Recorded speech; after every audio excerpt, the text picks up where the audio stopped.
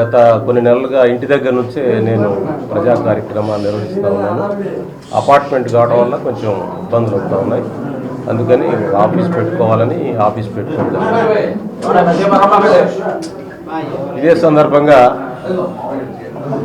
సందర్భంగా మా అమ్మాయి కూడా హైకోర్టు అడ్వకేటు, తను కూడా ఈ ఆఫీసు దివ్య ఈ ఆఫీసు ఒక ఛాంబర్ ఓపెన్ చేసుకొని పెద్దలు మా అందరికీ గౌరవనీయులు అన్నగారు జేడి సీఎం గారు, మాజీ కేంద్ర మంత్రివర్యులు, రాజ్యసభ సభ్యులు, వారిని సీనియర్ అడ్వకేట్ గుంటూరు బార్లోనే సీనియర్ అడ్వకేట్ కోటేశ్వరరావు గారిని, దదల్ కోటేశ్వరరావు గారిని, లింగశెట్టి ఈశ్వరరావు గారిని, సీనియర్ కాంగ్రెస్ నాయకులు, జన విజ్ఞాన వేదిక లక్ష్మణ్ రెడ్డి గారిని, ఎలీషా సీనియర్ అడ్వకేట్, ఇట్లా ఫ్రెండ్స్ అందరిని తీసుకొని ఈ కార్యక్రమం నిర్వహిస్తూ ఉన్నాం.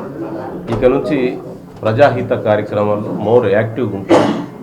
ప్రజలకి వాళ్ళ అవసరాలను బట్టి, వాళ్ళ యొక్క స్థితిగతులను బట్టి, వాళ్ళ యొక్క రాజకీయ అవసరాలు లేకపోతే అనేక సమస్యల్లో వాళ్ళ యొక్క కాజెస్ రిప్రజెంట్ చేయడానికి నేను మోర్ యాక్టివ్గా ఉంటాను.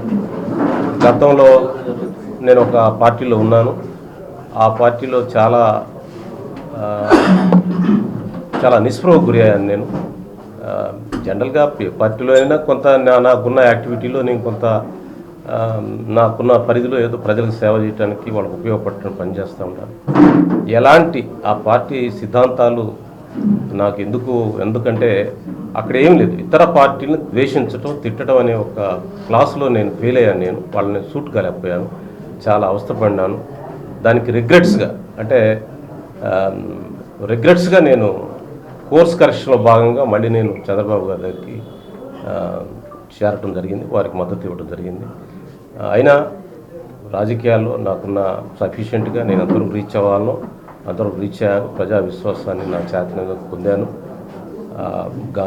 మహాత్మా గాంధీ గారు, అంబేద్కర్ గారి యొక్క ఆలోచనలు ముందుకు తీసుకెళ్తూ ఇంకా ప్రజల్లో విస్తృతమైన సేవ, నాకున్న బెస్ట్ ఎక్స్పీరియన్స్ని ప్రజల కోసం పనిచేయడానికి నేను కృషి చేయాలని నిర్ణయించుకున్నాను.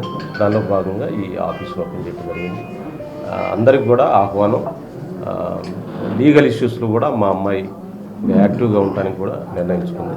ఇవన్నీ కార్యక్రమాలు చేయటం కోసం, ప్రజలకు దగ్గరగా ఉండటం కోసం ఈరోజు పెద్దలతోటి ఈ ఆఫీస్ను ఓపెన్ చేయించడం జరిగింది.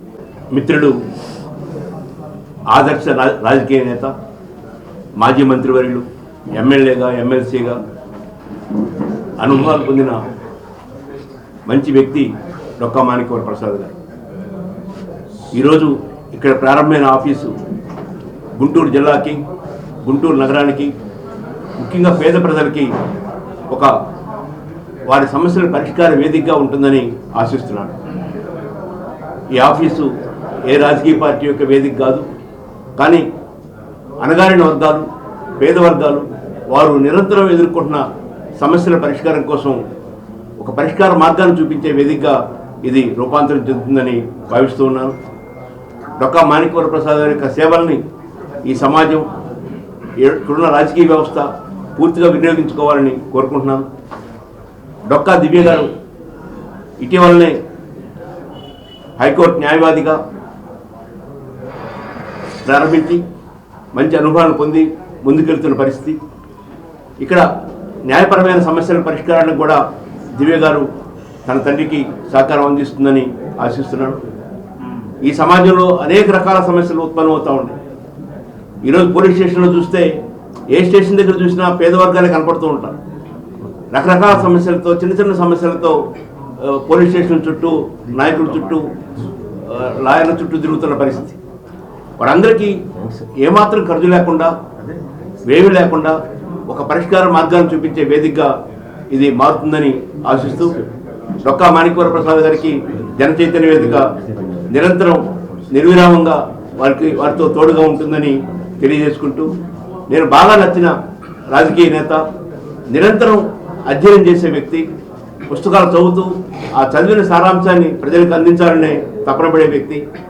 ఈనాడు గాంధీని, అంబేద్కర్ని, జాషువాల్ని, ఇలాంటి మహనీయుల్ని ప్రజలకి గుర్తు చేస్తూ, వారి సేవలను గుర్తు చేస్తూ, వారి అడుగుజాడల్లో నడుస్తున్న మాణిక్యవర ప్రసాద్ గారికి అభినందనలు తెలియజేసుకుంటున్నాను. సో ఈరోజు చాలా మంచి రోజు, ఎందుకంటే వారి కుమార్తె కూడా మంచిగా చదువుకొని ప్రాక్టీస్ పెట్టి వారి తండ్రి గారి బాటలో సేవ చేయాలనే ఉద్దేశంతో ఒక వ్యక్తిగతమైనటువంటి ఆఫీసు ప్లస్ లీగల్ ప్రాక్టీస్ సంబంధించినటువంటి విషయాలు కూడా చర్చించుకునేదానికి 10 మంది రావడానికి వీలుగా మరి అందరినీ కూడా కలవడానికి సమయం వెచ్చించేదానికి ప్రత్యేకమైనటువంటి ఒక స్థలం కావాలని నిర్ణయించుకొని దీన్ని ఏర్పాటు చేసుకోవడం చాలా సంతోషం. పెద్దలు కోటేశ్వరరావు గారు, లక్ష్మణరెడ్డి గారు, ఈశ్వరరావు గారు, అదేవిధంగా మిత్రులు చాలామంది స్నేహితులు వచ్చి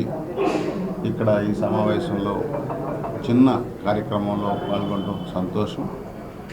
ఏదైతే ఉద్దేశం కొరకు ఏర్పాటు చేశారో ఆ ఉద్దేశాలు సక్రమంగా నెరవేరాలని మరి ఇక్కడుండి పనిచేసే వారికి ఆ దేవదేవుడు భగవంతుడు ఆ నేర్పరితనం స్కిల్ సహాయం చేసేటువంటి ప్రవృత్తి కలుగు చేయాలని మరి వచ్చిన వారు కూడా ఈ సేవలు సద్వినియోగం చేసుకుంటారని ఆశిస్తూ శుభం కలగాలని కోరుకుంటున్నాను. ముఖ్యంగా ఈరోజు మాణిక్యవర ప్రసాద్ గారికి మీ అందరికీ తెలిసినట్టుగా రాజకీయంలో కానీ ఒక వ్యక్తిగా కానీ ఒక మంచి స్నేహితుడని ఒక మంచి మనిషిని పేరు ఆయన బాగా సంపాదించుకున్నారు.